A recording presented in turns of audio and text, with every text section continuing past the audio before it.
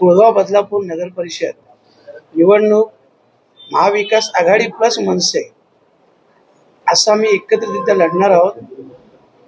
2 वेळा स्थानिक सर्व पक्षीय नेत्यांची म्हणजे महाविकास आघाडी प्लस मनसे या सगळ्या नेत्यांची चर्चा झालेली आहे आणि मला वाटतं उद्यापर्यंत या सगळ्या गोष्टीचा फायनल होऊन नगराध्यक्ष पदाचा उमेदवार हा शिवसेनेचा असेल अशा प्रकारचं आम्ही महाविकास आघाडीच्या वतीने जाहीर केलेलं आहे।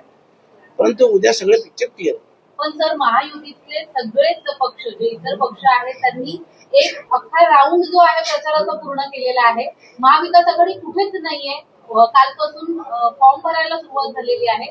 आता इतका उशीर का होतो, काय कारण असेल या गोष्टीचं? उशीर होण्याचं कारण म्हणजे आपल्याला कल्पना असेल आम्ही इथे महाविकास आघाडी म्हणून कमी आहोत।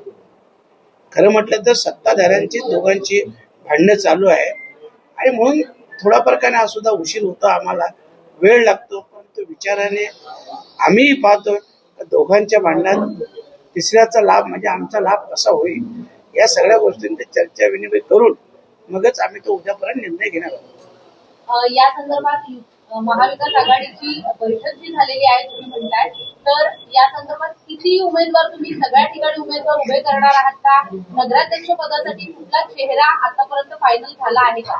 साधारणतः बघा 25 ते 30 ठिकाणी उमेदवारांची नावं आलेली आहेत।